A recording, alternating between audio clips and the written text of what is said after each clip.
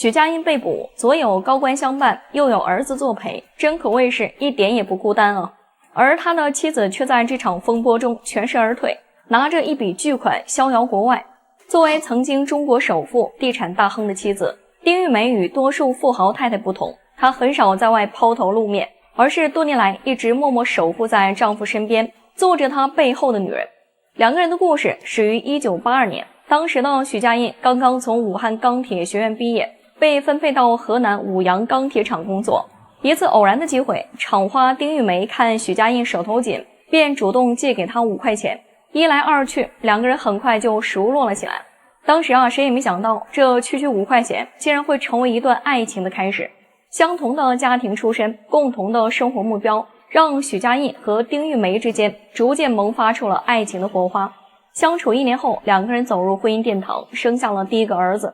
為了成全許家印的事業，丁玉梅不僅無怨無悔的支持，還甘願辭掉自己的工作，全心全意在家當起了賢內助。從在鋼鐵廠的基層工人，到改革開放後的下海經商，再到一步步打造商業帝國，出身貧寒的許家印終於在廣東闖出了自己的一番天地。而丁玉梅一路不離不棄，陪伴丈夫走過了苦難歲月，也迎來了高光時刻。或許是為了報答糟糠之妻的多年付出，許家印將公司的實權股份通通對妻子雙手奉上。2017年，丁玉梅以210億身家登榜胡潤女富豪榜，排在第17名。從一窮二白的農村娃到叱咤風雲的中國首富，許家印本應本本分分經營生意，可他卻害己害家人，還留下了2.4萬億的大窟窿。許家印被捕後，妻子丁玉梅卻突然消失。當所有人都以為這是大難臨頭各自飛時，接下來的2個消息卻讓所有人大吃一驚。恆大暴雷事件發生後，自顧不暇的許家印卻沒有忘記給妻兒準備後路。他先是和妻子來了個技術性離婚，神不知鬼不覺的將巨額財產轉移至國外，然後又暗中辦了一筆信託基金，足以保證兒女後半輩子的錦衣玉食。這一切看似巧合，可實際上卻早有預兆。原來丁玉梅早年間就已經移民加拿大，並在那裡安家落戶。恆大暴雷前，她就離開廣州來到香港，並開始申請離婚手續。